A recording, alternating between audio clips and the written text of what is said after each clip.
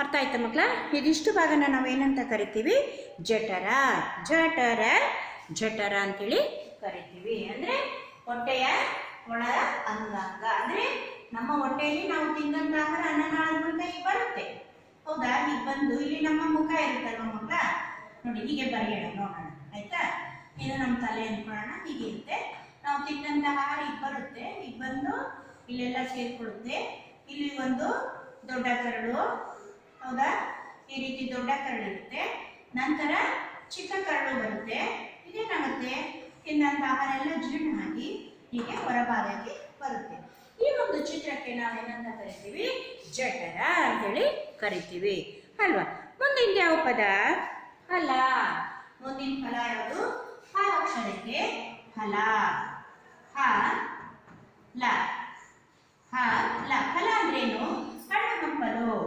ಹಣ್ಣು ಹಂಪಲಿಗೆ ನಾವೇನಂತ ಕರಿತೀವಿ? ಫಲ ಅಂತೇಳಿ ಕರಿತೀವಿ. ಹಣ್ಣು ಹಂಪಲು. ಹಣ್ಣು ಹಂಪಲಿಗೆ ನಾವೇನ್ ಮಾಡ್ತೀವಿ? ಫಲ ಅಂತೇಳಿ ಕರಿತೀವಿ. ಹಣ್ಣು ಹಂಪಲುಗಳನ್ನು ನಾವೇನಂತ ಕರಿತೀವಿ? ಫಲ ಅಂತೇಳಿ ಕರಿತೀವಿ. ಈಗಾಗಲೇ ನೀವು ಪರಿಸರ ಅಧ್ಯಯನದಲ್ಲಿ ನೋಡಿದ್ದೀರಾ, ಹಣ್ಣು ಹಂಪಲುಗಳನ್ನು ನೋಡಿದ್ದೀರಾ, ಹೌದಾ? ಅದಕ್ಕೆ ಬಣ್ಣ ಸಹ ಹಚ್ಚಿದ್ದೀರಾ. ನೋಡಿ, ಪೈನಾಪಲ್ ಇದೆ, ದ್ರಾಕ್ಷಿ ಇದೆ, ಹೌದಾ? ನಿಮ್ಮ ಪರಿಸರ ಅಧ್ಯಯನ ಪುಸ್ತಕ, ನಿಮ್ಮದೇ ಇದು ಪುಸ್ತಕ. ಆ ಪುಸ್ತಕದಲ್ಲಿ ಇದೆ ನೋಡಿ ಹಣ್ಣು ಹಂಪಲುಗಳು. ನೋಡಿ, ಇಲ್ಲಿ ಪೈನಾಪಲ್ ಇದೆಯಾ, ಇಲ್ಲಿ ಬಾಳೆಹಣ್ಣು ಇದೆಯಾ, ಇಲ್ಲಿ ದ್ರಾಕ್ಷಿ ಇದೆಯಾ, ಇಲ್ಲಿ ಕಿತ್ತಲೆ, ಆ್ಯಪಲ್, ಮ್ಯಾಂಗೋ ಇವೆಲ್ಲ ಇದೆ. ಈ ಒಂದು ಚಿತ್ರಕ್ಕೆ ನಾವೇನಂತ ಕರಿತೀವಿ? ಫಲ. ಫಲ. ಮಹಾಪ್ರಾಣ ಫ ಲ. ಫಲ ಅಂತೇಳಿ ಕರಿತೀವಿ. ಅರ್ಥ ಆಯ್ತಾ ಮಕ್ಕಳ? ಫಲ. ಇನ್ನು ನೆಕ್ಸ್ಟು ಝ. ಫಲ ಅಂದ್ರೆ ಗೊತ್ತಾಯ್ತಲ್ಲ? ಈಗ ಒಂದು ಬಾಳೆಹಣ್ಣೆ ಹಾಕ್ಬೋದು, ಒಂದು ಬಾಳೆಹಣ್ಣೆ ಹಾಕ್ಬೋದು, ಒಂದು ಕಿತ್ತಲೆ ಹಣ್ಣೆ ಹಾಕ್ಬೋದು, ಒಂದು ಮ್ಯಾಂಗೋ ಹಣ್ಣೆ ಹಾಕ್ಬೋದು, ಅಥವಾ ಒಂದು ಪೈನಾಪಲ್ ಹಾಕ್ಬೋದು. ಇವನ್ನೆಲ್ಲ ಸೇರಿದ್ರೆ ನಾವೇನಂತ ಕರಿತೀವಿ? ಫಲ ಅಂತೇಳಿ ಕರಿತೀವಿ. ಇನ್ನು ಮುಂದಿಂದು ಜನ. ಮಕ್ಕಳ ಅಳಿಸ್ತೀನಿ, ಬೋರ್ಡು ಕಾಣಿಸಲ್ಲ ಅಲ್ವಾ? ಈಗ ಘಟ ಅಂದ್ರೆ ಏನು ಗೊತ್ತಾಯ್ತಲ್ಲ? ಅಡಿಕೆ. ಜಠರ ಅಂದ್ರೆ ಹೊಟ್ಟೆಯ ಒಳ ಅಂಗಾಂಗ. ಅದಕ್ಕೆ ನಾವು ಜೀರ್ಣಾಂಗ ಅಂತ ಹೇಳ್ತೀವಿ. ಏನ್ ಹೇಳ್ತೀವಿ? ಜೀರ್ಣ. ತಿಂದಿದ್ದಲ್ಲ, ಏನಾಯ್ತು? ಮೇಸ್ ಬೆಳಗ್ಗೆ ಕಾಲ ತಿಂಡಿ ತಿನ್ಕೊಂಬಂದ್ರಿ, ಆಗ್ಲೇ ಹೊಟ್ಟೆ ಹಸಿತಿದೆ ಮೇಸ್ ಅಂತೀರಾ. ಬೆಳಗ್ಗೆ ತಾನೇ ತಿಂಡಿ ತಿಂದಿರ್ತೀರಾ, ಆಗ್ಲೇ ಹೊಟ್ಟೆ ಹಸಿತಾ ಇದೆ ಮೀನ್ಸ್ ನಾನು ತಿಂದಿದ್ದೇನಾಯ್ತು? ತಿಂದಿದ್ದು ಜಠರಕ್ಕೆ ಹೋಗಿ ಜೀರ್ಣ ಆಯಿತು ಅಲ್ವಾ? ಅದನ್ನೇ ನಾವು ಜೀರ್ಣಾಂಗ ಅಂತೇಳಿ ಕರಿತೀವಿ. ನೆಕ್ಸ್ಟು ಫಲಕ್ಕೆ ಹಣ್ಣುಗಳನ್ನೆಲ್ಲ ನಾವೇನಂತ ಕರಿತೀವಿ? ಹಣ್ಣುಗಳನ್ನೇ, ಹಣ್ಣು ಹಂಪಲುಗಳನ್ನು ನಾವು ಫಲ ಅಂತೇಳಿ ಕರಿತೀವಿ. ಮದುವೆ ಮನೆಗೆ ಹೋದರೆ ಫಲ ತಾಂಬೂಲ ತಗೊಂಡು ಹೋಗಿ ಅಂತಾರೆ. ತೆಂಗಿನಕಾಯಿ ಎಲೆಡಿಕೆನಾದರೂ ಕೊಡ್ತಾರೆ, ಅಥವಾ ಮೂಸಂಬಿ ಹಣ್ಣಾದರೂ ಕೊಡ್ತಾರೆ. ಹಣ್ಣು ಮಾವಿನ ಹಣ್ಣು ಕಾಲದಲ್ಲಿ ಮಾವಿನ ಹಣ್ಣು ಅಲ್ವಾ? ಹಾಗೆ ಮನೆಯಲ್ಲಿ ಅರ್ಶಿನ ಕುಂಕುಮಕ್ಕೆ ಕರೆದಾಗ ಅವ್ರಿಗೂ ಸಹ ನಾವು ಫಲತಾಂಬೂಲವನ್ನು ಕೊಡ್ತೀವಿ. ಅಂದರೆ ಏನು? ಎಲೆ ಅಡಿಕೆ ಜೊತೆಗೆ ಹಣ್ಣು ಹಂಪಲುಗಳನ್ನು ಇಡ್ತೀವಿ, ತೆಂಗಿನಕಾಯಿಗಳನ್ನು ಇಡ್ತೀವಿ. ಇವನ್ನೆಲ್ಲ ನಾವು ಏನಂತೀವಿ? ಫಲ ಅಂತೇಳಿ ಕರಿತೀವಿ. ಏನು? ಝ ಅಕ್ಷರ ಇದೆ. ಝ ಅಕ್ಷರಕ್ಕೆ ಏನಿದೆ ಇಲ್ಲಿ? ಝ. ಝಣ. ಝಣ ಅಂದರೆ ನಾನು ಹಾಡು ನಿಮ್ಗೆ ಹೇಳ್ಕೊಟ್ಟೆ. ಯಾವುದು? ಯಾವ ಹಾಡು ಹೇಳ್ಕೊಟ್ಟೆ? ಝಣ ಝಣ ಝಣ. ಜೇಬು ತುಂಬ ಹಣ, ಮೇಲಕ್ಕೆತ್ತಿ ಬಿಡಲು ಸದ್ದು ಠಣ್ ಠಣ ಠಣ ಅಂತೇಳಿ ಅಲ್ವಾ? ನಾನು ನಿಮ್ಗೆ ಏನು ಮಾಡಿದೆ? ದುಡ್ಡನ್ನು ತೋರಿಸ್ದೆ, ಕೆಳಗಡೆ ಅದನ್ನು ಬಿಟ್ಟಾಗ ಅದೇನಾಗುತ್ತೆ ನೋಡಿ, ಈ ಥರ ಸೌಂಡ್ ಆಗತ್ತೆ, ಹೌದಲ್ವಾ? ಅದನ್ನು ನಾವೇನಂತ ಕರಿತೀವಿ? ಜಣ ಜಣ ಅಂತೇಳಿ ಹಣನ. ಅದೇ ರೂಪಾಯಿನ ತಗೊಂಡು ಹಾಕಿದ್ರೆ ಸೌಂಡ್ ಬರಲ್ಲ. ರೂಪಾಯಿಗಳನ್ನ ತಗೊಂಡು ಹಾಕಿದ್ರೆ ಸೌಂಡ್ ಬರುತ್ತಾ? ಬರಲ್ಲ. ನೋಡಿ, 100 ರೂಪಾಯಿ ಆಗ್ಬೋದು, 20 ರೂಪಾಯಿ ಆಗ್ಬೋದು. ನೋಡಿ, ಇಲ್ಲಿ 100 ರೂಪಾಯಿ ಇದೆ ನನ್ನ ಹತ್ರ, 20 ರೂಪಾಯಿಯೂ ಇದೆ, ದೊಡ್ಡದಾಗಿದೆ ಅಲ್ವಾ? ನಾನು ತಗೊಂಡಾಗಿ ಇಲ್ಲಿ ಬಿಸಾಕ್ತೀನಿ. ಆದರೆ ಇದು ಪೇಪರ್ ಆಗಿರೋದ್ರಿಂದ ಸೌಂಡ್ ಬರಲ್ಲ. ಅದೇ ನೋಡಿ, ಇದು ಸಹ ಪೇಪರೇ. 10 ರೂಪಾಯಿ ಆಗ್ಬೋದು, 20 ರೂಪಾಯಿ ಆಗ್ಬೋದು, 500 ರೂಪಾಯಿ ಆಗ್ಬೋದು. ಇದು ನಾವು ಬೀಳಿಸಿದಾಗ ನಮಗೆ ಸೌಂಡು ಬರಲ್ಲ. ಆದರೆ ನಾಣ್ಯಗಳನ್ನು ಬೀಳಿಸಿದಾಗ ಮಾತ್ರ ನಮ್ಗೆ ಏನಾಗುತ್ತೆ? ಸೌಂಡು ಬರುತ್ತೆ. ಈ ಒಂದು ಸೌಂಡಿಗೆ ನಾವೇನಂತೀವಿ? ಝಣ ಝಣ ಅಂತೇಳಿ ಕರಿತೀವಿ. ಹೌದಾ ಮಕ್ಕಳೇ? ಇನ್ನು ನೆಕ್ಸ್ಟು ಖಗ. ಖಗ ಖಗ. ಪಕ್ಷಿಗಳು ಚಾಟನ್ನು ತೋರಿಸಿದಾಗ ನಿಮಗೆ ಇದನ್ನು ತೋರಿಸಿದ್ದೀನಿ ನಾನು. ಖಗ. ಖಗ ಅಂದರೆ ಹದ್ದು. ಖಗ ಇಂಗ್ಲೀಷ್ನಲ್ಲಿ ಈಗಲ್ ಅಂತ. ಈಗಾಗಲೇ ಸಾಕಷ್ಟು ಸಲ ನಾನು ನಿಮಗೆ ಪ್ರಾಣಿಗಳ ಚಾಟನ್ನು ತೋರಿಸಿದ್ದೀನಿ. ಅದರ ಪರಿಚಯ ಇದೆ ನಿಮಗೆ, ಹಾಗಾಗಿ ತೋರಿಸ್ತಾ ಇಲ್ಲ. ಗೊತ್ತಾಯ್ತಾ? ಖಗ ಅಂದ್ರೆ ಏನು? ಪ್ರಾಣಿಗಳ ಒಂದು ಇದು ಏನು? ಖಗ ಅಂದ್ರೆ ಹದ್ದು. ಈಗಲ್ ಅಂತ ಹೇಳ್ತೀವಿ ನಾವು. ಹೌದಾ? ಈಗಲ್ ಅಂತ ಸಹ ನಾವು ಹೇಳ್ತೀವಿ. ಗರುಡ, ಈಗಲ್ ಅಂತ ಸಹ ನಾವು ಹೇಳ್ತೀವಿ. ಇದನ್ನ ನಾವು ಖಗ ಅಂತೇಳಿ ಹೇಳ್ತೀವಿ. ಆಯ್ತು. ಹದ್ದು, ರಣಹದ್ದು, ಗರುಡ ಇವೆಲ್ಲನೂ ಸಹ ಈಗಲೇ. ವಿಷ್ಣುವಿನ ವಾಹನನೂ ಸಹ ಏನು? ಗರುಡನೇ ಆಗಿರುತ್ತೆ ಅಲ್ವಾ? ಹೌದಾ ಮಕ್ಕಳ? ಗರುಡಕ್ಕೆ ಕುತ್ತಿಗೆಯಲ್ಲಿ ಬಿಳಿಯ ಭಾಗ ಇರುತ್ತೆ, ಹದ್ದಿಗೆ ಬಿಳಿಯ ಭಾಗ ಇರಲ್ಲ. ಅತ್ಯಂತ ಎತ್ತರಕ್ಕೆ ಹಾರುವಂಥ ಪಕ್ಷಿ ಯಾವುದು ಅಂತಂದರೆ ಹದ್ದು, ರಣಹದ್ದು. ಆಹಾರವನ್ನು ಎಷ್ಟೇ ಎತ್ತರದಲ್ಲಿರಲಿ ಅದೇನು ಮಾಡುತ್ತೆ? ತನ್ನ ಆಹಾರವನ್ನು ಹುಡುಕೊಳ್ಬೇಕಾದ್ರೆ ಮೇಲಿನಿಂದ ಅದು ಹಾರಿಕೊಂಡು ಕಣ್ಣು ಅಷ್ಟು ಸೂಕ್ಷ್ಮವಾಗಿರುತ್ತೆ. ಹದ್ದಿನ ಕಣ್ಣು ಅಂತಲೇ ಹೇಳ್ತೀವಿ. ಏನು? ಮುಂದಿನ ಪುಟಕ್ಕೆ ಹೋಗೋಣ. ಮುಂದಿನ ಪುಟದಲ್ಲಿ ಅಕ್ಷರಗಳ ಒಂದು ನಕಲನ್ನು ತಯಾರಿಸಬೇಕು ಅಂತ ಇದೆ. ಘನ ನಾವೇನು ಮಾಡಬೇಕು? ಪುನಃ ಮತ್ತೆ ಬರಿತಾ ಹೋಗಬೇಕು. ಬರೆದು ಅಭ್ಯಾಸನ ಮಾಡ್ಕೋಬೇಕು. ಘ ಯಾವ ರೀತಿ ಬರೀತೀರ? ಘ ನಿಧಾನಾಗಿ ಹೀಗಿರುತ್ತಲ್ವ ನಿಮ್ಮ ಹತ್ರ?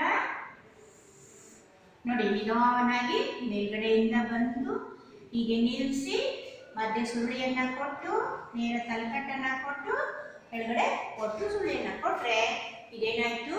ಘ. ಹಾಗೆ ಎರಡೂ ಕಡೆ ಗಂಟಿಸಿ ಸೊನ್ನೆಯನ್ನ ಕೊಡಬೇಕು. ಹಾಗೆ ನೇರ ತಲಕಟ್ಟನ್ನ ಕೊಡಬೇಕು. ಮಧ್ಯದಲ್ಲಿ ಚುಕ್ಕೆಯನ್ನ ಹಾಕಬೇಕು. ಆಗ ಅದೇನಾಯ್ತು? ಠ. ಚುಕ್ಕೆ ಹಾಕ್ತಾ ಇದ್ರೆ ರ ಆಗತ್ತೆ. ಚುಕ್ಕೆ ಹಾಕಿದ್ರೆ ಅದು ಠ ಆಗತ್ತೆ.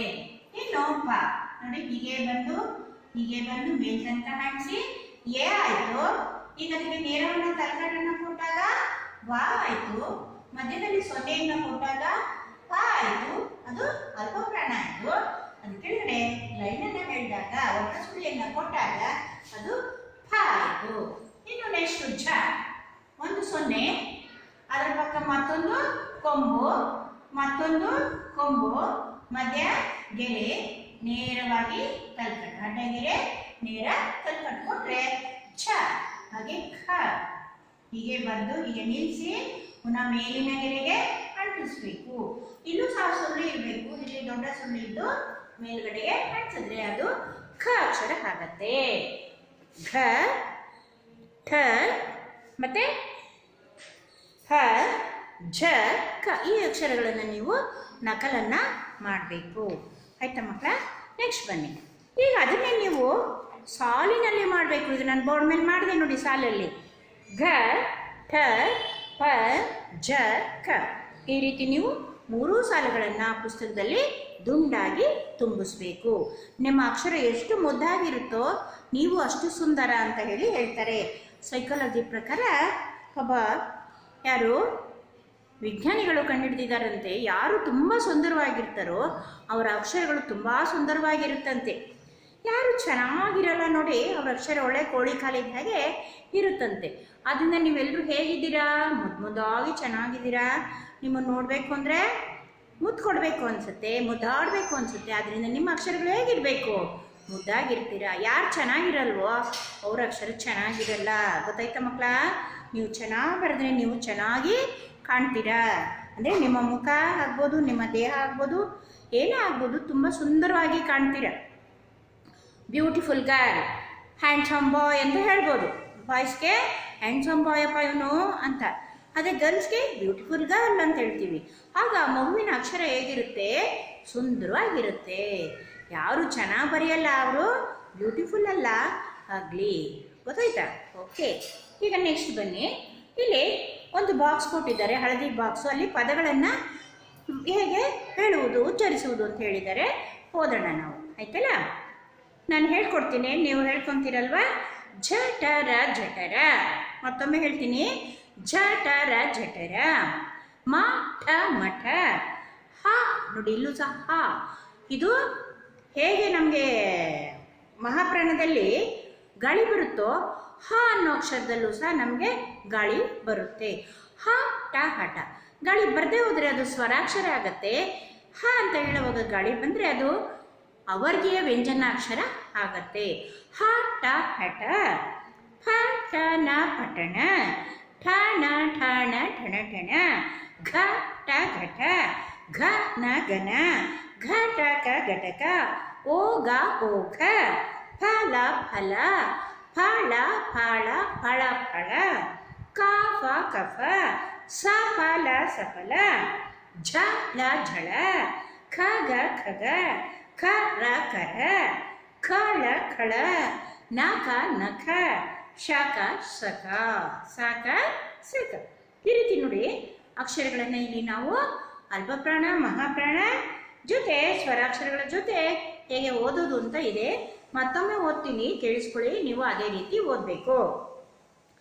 ಜ ಠ ರ ಜಠರ, ಮ ಠ ಮಠ, ಪ ಠ ಪಠ, ಹ ಟ ಹಠ, ಫ ಠ ನ ಪಠಣ, ಠ ನ ಠ ನ ಠಣ ಠಣ, ಘ ಟ ಘಟ, ಘ ನ ಗನ, ಘ ಟ ಕ ಘಟಕ, ಓ ಘ ಓಗ, ಫ ಲ ಫಲ, ಪ ಳ ಫ ಲ ಫಳ ಫಳ, ಕ ಫ ಕಫ, ಸ ಫ ಲ ಸಫಲ, ಝ ಲ ಝಳ, ಖ ಗ ಖಗ, ಖ ರ ಖರ, ಖ ಳ ಖಳ, ನ ಖ ನಖ, ಸ ಖ ಸಖ. ಈ ರೀತಿ ಓದ್ತಿರಲ್ವ ಮಕ್ಕಳ? ವೆರಿ ಗುಡ್, ನೀವು ಕಲ್ತ್ಕೊಂಡ್ರಿ ಅಂತ ಅನ್ಕೋತೀನಿ. ಈಗ ನೆಕ್ಸ್ಟು ಹಠಗೆರೆ ಹೇಳದಿರುವ ಅಕ್ಷರಗಳನ್ನು ಗುರುತಿಸಲು ಮತ್ತು ಸ್ಪಷ್ಟವಾಗಿ ಉತ್ತರಿಸಲು ಹೇಳಿ ಅಂತ ಇದೆ. ಮ ಠ ನೋಡಿ, ಹಠಗೆರೆ ಎಳೆದಿರೋದು ಯಾವುದಕ್ಕೆ? ಠಗೆ. ಅದನ್ನು ನಾವು ಮಹಾಪ್ರಾಣ ಅಕ್ಷರಗಳಾಗಿರುತ್ತೆ, ಒತ್ತಿ ಹೇಳೋಣ. ಮತ್ತೆ ನಮ್ಮ ಸ್ವರದಲ್ಲಿ ಗಾಳಿ ಬರಲಿ. ಘ ಠ, ಫ ಲ, ಝ ಳ, ಖ ಖ, ಹ ಠ, ಘ ನ, ಕ ಫ, ಖ ರ ಅಲ್ವಾ? ಆಯ್ತಾ ಮಕ್ಕಳ? ಇಲ್ಲಿ ಮಹಾಪ್ರಾಣ ಅಕ್ಷರಗಳಿಗೇ ಅಡ್ಡಗೆರೆಯನ್ನು ಎಳೆದಿದ್ದಾರೆ. ನೀವು ಅದನ್ನು ಓದಲಿಕ್ಕೆ ಪ್ರಯತ್ನ ಮಾಡಬೇಕು, ಆಗ ನಿಮಗೆ ಸರಿಯಾದ ಓದು ಬರುತ್ತೆ. ಕನ್ನಡ ಅನ್ನೋದು ಎಷ್ಟು ಹೆಮ್ಮೆಯ ಒಂದು ಭಾಷೆ. ಆ ಭಾಷೆಯನ್ನು ನಾವು ಎಲ್ಲೂ ಸಹ ತಪ್ಪಾರ್ದು. ಒಂದು ಅಕ್ಷರ ತಪ್ಪಿದ್ರೆ ಮತ್ತೊಂದು ಅಕ್ಷರ ಅಲ್ಲಿ ಆಗ್ಬಿಡುತ್ತೆ. ಉದಾಹರಣೆಗೆ ನಿನ್ನೆ ಹೋಮ್ವರ್ಕನ್ನು ಹಾಕುವಾಗ ನಾನು ನೀರಿನಲ್ಲಿ ಅನ್ನೋದಕ್ಕೆ ನೀರಿನಲ್ಲಿ ಅಂತ ಹಾಕ್ಬಿಟ್ಟಿದ್ದೆ. ಅದು ನಾನು ಮಾಡಿದಂಥ ತಪ್ಪು. ನೋಡಿ, ನೀಟು ಅಂದಾಗ ನಾವು ಬರೆಯುವಂಥ ನೋಟ್ಸ್ ಆಗುತ್ತೆ, ನೀರು ಅಂದಾಗ ವಾಟ್ರು, ನಾವು ಕುಡಿಯುವಂಥ ವಾಟ್ರು. ಇನ್ನು ನಾವು ಬರೆದಿದ್ದು ಹೋಮ್ವರ್ಕಿನಲ್ಲಿ ನೀರಲ್ಲಿ ಹಾಕೋಕ್ಕಾಗುತ್ತಾ? ನೀರಲ್ಲಿ ಬರೀಲಿಕ್ಕೆ ಆಗುತ್ತಾ? ಅದು ತಪ್ಪಲ್ವಾ? ನಾನೇ ಅದನ್ನು ತಪ್ಪು ಮಾಡಿಬಿಟ್ಟಿದ್ದೆ. ಹೌದಾ ಮಕ್ಕಳ? ಓಕೆ, ಸಾಮಾನ್ಯವಾಗಿ ತಪ್ಪಾಗುತ್ತೆ. ತಪ್ಪಾಗದೇ ಇರೋ ರೀತಿಯಲ್ಲಿ ಎಚ್ಚರಿಕೆಯನ್ನು ವಹಿಸಬೇಕು. ಆದರೂ ಕೆಲವೊಮ್ಮೆ ತಪ್ಪಾಗತ್ತೆ. ಓಕೆನಾ? ಇನ್ನು ಮುಂದಿನ ನಾನು ಪುಟಕ್ಕೆ ಹೋಗ್ತಾ ಇದ್ದೀನಿ. ಪುಟದ ಸಂಖ್ಯೆ 65. ಇಲ್ಲೂ ಸಹ ಏನು ಮಾಡಿದ್ದಾರೆ, ಪದಗಳನ್ನು ಕೊಟ್ಟಿದ್ದಾರೆ. ಪದಗಳನ್ನು ಮತ್ತೆ ಹೇಳ್ಕೊತಾ ಬರಿಬೇಕು. ಪಠಣ ಪಠಣ ಬರೆಯೋಣ. ಬರೋದೇ ಅಕ್ಷರಗಳನ್ನು ಬರೀತೀನಿ, ಒಂದೆರಡು ಮಾತ್ರ ಬರೀತೀನಿ, ನೀವು ಹಾಗೆ ಕಲ್ತ್ಕೋಬೇಕು. ನೋಡಿ, ಪಠಣ ಇಲ್ಲಿ ಗೆರೆಯನ್ನು ಹಾಕಿದೆ. ಅದಕ್ಕೆ ನಾನು ನಿಮಗೆ ನೋಟ್ಸ್ ಅನ್ನು ಸಹ ಡಬಲ್ ಲೈನ್ ಮುಂದೆನೇ ಇಟ್ಟಿರೋದು. ನೋಡಿ, ಹ ಠ ನ ಪಠಣ, ಇದು ಒಂದು ಪದ. ಅಕ್ಷರಗಳು ಸೇರಿ ಒಂದು ಪದ ಆಯಿತು. ಒಂದು ಪದ ಆದಮೇಲೆ ನಾವು ಏನು ಮಾಡಬೇಕು? ಸ್ವಲ್ಪ ಜಾಗ ಬಿಡಬೇಕು. ಅದು ನಾವು ಬರೆಯುವ ನಿಯಮ. ಜಾಗ ಬಿಡದೆ ಹೋದ್ರೆ ಆಗ ಅದು ಬೇರೆ ಪದ ಆಗ್ಬಿಡುತ್ತೆ. ಜ ನೋಡಿ, ಇಲ್ಲಿ ಜಾಗ ಇರಬೇಕು. ಜ ಇಲ್ಲಿ ಜಾಗ ಬಿಡಬಾರ್ದು. ಠ ರ ಜಠರ. ನೋಡಿ, ಒಂದು ಪದಕ್ಕೂ ಮತ್ತೊಂದು ಪದಕ್ಕೂ ನಾವೇನ್ ಮಾಡಬೇಕು? ಜಾಗವನ್ನ ಬಿಟ್ಟು ಬಿಟ್ಟು ಬರಿಬೇಕು ಅಲ್ವಾ? ಪಠಣ ಜಠರ, ಈ ರೀತಿ ನಾವು ಪದವನ್ನ ಬರಿಬೇಕಾದ್ರೆ ಜಾಗವನ್ನ ಬಿಟ್ಟು ಬರಿಬೇಕು. ನೋಡಿ, ಇಲ್ಲೂ ಸಹ ಪುಸ್ತಕದಲ್ಲೂ ಹಾಗೆ ಆಗಿದೆ. ಪಠಣ ಜಠರ, ಠಣ ಠಣ ಠಣ ಠಣ, ಹಗ ಅಗ, ಘಟಕ ಘಟಕ, ಫಲ ಫಲ, ಸಫಲ ಸಫಲ, ಫಲಕ ಫಲಕ, ಝಳ ಝಳ, ಝಣ ಝಣ ಝಣ ಝಣ, ನಕ ನಕ, ಸಕ ಸಕ. ಈ ರೀತಿ ಅವರು 12 ಪದಗಳನ್ನು ಕೊಟ್ಟಿದ್ದಾರೆ. ಒಂದೊಂದು ಸಾಲಲ್ಲಿ 4 ಪದಗಳನ್ನು ಕೊಟ್ಟು 3 ಸಾಲುಗಳನ್ನು ಮಾಡಿದ್ದಾರೆ. 4 3 12 ಪದಗಳು ಆಯಿತು. ಪದವನ್ನು ಬರೆಯುವಾಗ ಹೇಗೆ ಬರೀತೀರಾ? ಅಕ್ಷರಗಳಿಂದನೇ ಪದ ರಚನೆ ಆಗುತ್ತೆ. ಒಂದು ಅಕ್ಷರ ಜೊತೆ ಮತ್ತೊಂದು ಅಕ್ಷರ ಅಥವಾ ಒಂದಕ್ಕಿಂತ ಹೆಚ್ಚು ಅಕ್ಷರಗಳು ಸೇರಿದಾಗ ಅದು ಪದ ಆಗತ್ತೆ. ಪದಗಳು ಸೇರಿದಾಗ ವಾಕ್ಯ ಆಗತ್ತೆ. ವಾಕ್ಯಗಳು ಸೇರಿದಾಗ ಅದೊಂದು ಪ್ಯಾರ ಆಗುತ್ತೆ. ಪ್ಯಾರಗಳು ಸೇರಿದಾಗ ಅದೊಂದು ಪಾಠನೇ ಆಗೋಗುತ್ತೆ ಅಲ್ವಾ ಮಕ್ಕಳ? ಹಾಗೆ ಎಲ್ಲ ಪೇಜ್ಗಳು ಸೇರಿ ಒಂದು ಪುಸ್ತಕನೇ ಆಗತ್ತೆ. ಕೊನೆಗದು ಒಂದು ಪುಸ್ತಕ ಅಂತಾನೆ ನಾವು ಹೇಳ್ತಾ ಹೋಗ್ತೀವಿ ಅಲ್ವಾ? ಪಠಣ ಅಂದ್ರೆ ಏನು? ನಾವೀಗ ಹೇಳ್ತೀವಲ್ವಾ, ಅದನ್ನು ಪಠಣ. ಜಠರ ಅಂದ್ರೆ ಈಗಾಗಲೇ ಗೊತ್ತಾಗಿದೆ, ನಿಮ್ಮ ಚಿತ್ರ ಸಹ ನೋಡಿದ್ದೀರ. ಜಠರ ಅಂದ್ರೆ ಹೊಟ್ಟೆಯ ಒಳಭಾಗ, ನಾವು ತಿಂದಂತ ಆಹಾರ ಜೀರ್ಣ ಆಗುವಂತ ಒಂದು ಜಾಗ. ಠಣ ಠಣ ಅಂದ್ರೆ ಸೌಂಡು, ಶಬ್ದ. ಅಗ ಅಂದ್ರೆ ಏನು? ಅಗ ಅಂದ್ರೆ ಒಂದು ಎಳ್ಳು, ಇದಕ್ಕೆಲ್ಲ ಹೇಳ್ತಾರೆ ಅಗ ಅಂತ ಹೇಳಿ ಹೇಳ್ತಾರೆ. ಘಟಕ ಅಂದ್ರೆ ಒಂದು ಭಾಗ. ಘಟಕ ಪರೀಕ್ಷೆ ಮಾಡ್ತೀವಿ ನಾವು. ಅಂದ್ರೆ ಒಂದು ಪಾಠ ಆಗಿದ ತಕ್ಷಣ ನಾವು ಅಲ್ಲೊಂದು ಪರೀಕ್ಷೆಯನ್ನ ಕೊಡ್ತೀವಿ ಅಲ್ವಾ? ಅದಕ್ಕೆ ಘಟಕ ಪರೀಕ್ಷೆ ಅಂದ್ರೆ ಒಂದು ಪಾಠಕ್ಕೆ ಒಂದು ಅಥವಾ ದೊಡ್ಡ ಪಾಠ ಆದರೆ 2-3 ಘಟಕ, ಚಿಕ್ಕ ಪಾಠ ಆದರೆ ಒಂದೇ ಘಟಕ ಮಾಡಿಕೊಂಡು ನಾವು ಅದಕ್ಕೆ ಪರೀಕ್ಷೆ ಅಂದ್ರೆ ವಿಭಾಗ, ಭಾಗ. ಫಲ ಅಂದ್ರೆ ಹಣ್ಣು, ಹಂಪಲು. ಸಫಲ ಅಂದ್ರೆ ನಾವು ಮಾಡಿದಂಥ ಕೆಲಸ ಸಫಲ ಆಯಿತು ಅಂದ್ರೆ ಪಾಸ್ ಆಯಿತು ಅಂತ. ಫಲಕ ಅಂದ್ರೆ ಬೋರ್ಡು. ಈಗ ಅಂಗಡಿಗಳಲ್ಲಿ ಅಲ್ಲಿ ನೀವು ರಸ್ತೆಗೆ ಹೋಗ್ಬೇಕಾದ್ರೆ ಅಂಗಡಿ ಮುಂದೆ ಬೋರ್ಡ್ಗಳನ್ನ ಹಾಕಿರ್ತಾರೆ, ಹೌದಾ? ಈಗ ನಮ್ಮ ಶಾಲೆ ಮುಂದೆನೇ ಹಾಕಿರ್ತೀವಿ, JP ಕಾನ್ವೆಂಟ್ ಅಂತ ಹೇಳಿ. ಆಗ ಯಾವುದೋ ಒಂದು ಅಂಗಡಿ ಮುಂದೆ ಸಿದ್ದರಾಮೇಶ್ವರ ಸ್ಟೋರ್, ಪ್ರಾಂಜಲ್ ಸ್ಟೋರ್, ಹುತಾನಿ ಮಾಲ್, ಈ ಥರ ಎಲ್ಲ ಅಂಗಡಿಗಳ ಮೇಲೆ ಫಲಕವನ್ನ ಹಾಕಿರ್ತಾರೆ. ಅದಕ್ಕೆ ನಾವೇನು ಹೇಳ್ತೀವಿ? ಫಲಕ ಅಂದ್ರೆ ಬೋರ್ಡ್, ಅಂದ್ರೆ ವಿಷಯವನ್ನ ಸೂಚಿಸುವಂತ ಒಂದು ಗುರುತಾದಂಥ ಫಲಕಕ್ಕೆ ಫಲಕ ಅಂತ ಹೇಳ್ತೀವಿ. ಗೊತ್ತಾಯ್ತಾ? ಹಾಗೆ ಝಳ ಅಂದ್ರೆ ಬಿಸಿಲಿನ ಒಂದು ತಾಪಕ್ಕೆ ನಾವೇನಂತೀವಿ? ಝಳ ಅಂತ ಹೇಳಿ ಹೇಳ್ತೀವಿ. ಝಣ ಅಂದ್ರೆ ನಾವು ದುಡ್ಡನ್ನ ಹೀಗೆ ಕುಲುಕಿದಾಗ ಝಣ ಅನ್ನೋ ಒಂದು ಸೌಂಡು ಬರುತ್ತೆ. ನಖ ಅಂದ್ರೆ ಒಂದು ಪದ. ಸಖ ಅಂದ್ರೆ ಸಖ ಸಖಿ, ಗೆಳೆಯ ಗೆಳತಿ ಅಂತೇಳಿ ಹೇಳ್ತೀವಿ. ಈ ರೀತಿ ಪದಗಳಿಗೆ ಹಲವಾರು ಅರ್ಥಗಳನ್ನ ಕೊಡುತ್ತೆ. ಇದನ್ನ ನಾವು ಏನಂತ ಕರಿತೀವಿ? ಪದಗಳು ಅಂತ ಹೇಳಿ ಕರಿತೀವಿ. ಅಂದ್ರೆ ಅಕ್ಷರದಿಂದನೇ ಆಯ್ತು. ಈ ಒಂದು ಪಾಠದಲ್ಲಿ ನಾವು ಏನೇನು ಕಲ್ತ್ವಿ? ಪ ಅಕ್ಷರ ಕಲ್ತ್ವಿ, ಠ ಅಕ್ಷರ ಕಲ್ತ್ವಿ, ಮತ್ತೆ ಫ ಅಕ್ಷರ, ಮತ್ತೆ ಝ ಅಕ್ಷರ, ಕ ಅಕ್ಷರನ ಕಲ್ತ್ವಿ. ಹಾಗೆ ಚಿತ್ರಪದಗಳನ್ನು ಕಲ್ತ್ವಿ. ಚಿತ್ರಪದದಲ್ಲಿನ ಅರ್ಥವನ್ನು ಸಹ ಕಲ್ತ್ಕೊಂಡ್ವಿ. ಇಲ್ಲಿ ಬಂದಂಥ ಪದಗಳನ್ನು ಸಹ ನಾವು ಕಲ್ತ್ಕೊಂಡ್ವಿ. ಪದವನ್ನು ಓದುವ ರೀತಿ, ಬರೆಯುವ ರೀತಿ ಎರಡನ್ನೂ ಕಲ್ತ್ಕೊಂಡ್ವಿ. ಇದಿಷ್ಟು ನೀವು ಸರಿಯಾದ ರೀತಿಯಲ್ಲಿ ಕಲ್ತ್ಕೊಂಡ್ರೆ ನಿಮಗೂ ಸಹ ಓದೋದು ಸುಲಭ, ಬರೆಯೋದು ಸುಲಭ ಆಗತ್ತೆ. ಗೊತ್ತಾಯ್ತಾ ಮಕ್ಕಳ? ಇದೇ ರೀತಿ ನೀವು ನಾನು ಏನೇನು ಹೇಳ್ಕೊಡ್ತೀನೋ ಅದನ್ನೆಲ್ಲ ಮನೇಲಿ ಕೂತ್ಕೊಂಡು ಅಮ್ಮನ ಹತ್ರ ಹೇಳಿಸ್ಕೊಂಡು ಕಲೀರಿ. ಆಗ ನೀವು ಸಹ ಜಾಣ ಮಕ್ಕಳು ಆಗ್ತೀರಾ ಅಲ್ವಾ? ನೀವು ಶಾಲೆಗೆ ಬರದೇ ಇರೋದ್ರಿಂದ ಅಮ್ಮನೇ ನಿಮ್ಗೆ ಇವಾಗ ಟೀಚರು, ಹೌದಾನೆ? ಅಮ್ಮ ಅಪ್ಪ ಯಾರು ಇರ್ತಾರೋ ಮನೇಲಿ ಅವರೇ ನಿಮಗೆ ಟೀಚರು. ಆದ್ದರಿಂದ ನೀವು ಮನೇಲಿ ಕೂತ್ಕೊಂಡು ಇದನ್ನೆಲ್ಲ ಚೆನ್ನಾಗಿ ಕಲ್ತ್ಕೊಳ್ಳಿ. ಅರ್ಥ ಆಯ್ತಾ ಮಕ್ಕಳ? ಇಲ್ಲಿಗೆ ನಾನು ಈ ಪಾಠನ ನಿಲ್ಲಿಸ್ತಾ ಇದ್ದೀನಿ. ಓಕೆನಾ ಮಕ್ಕಳ? ಹೋಗೋಣವಾ? ಬಾಯ್. ಎಲ್ರಿಗೂ ಧನ್ಯವಾದಗಳು.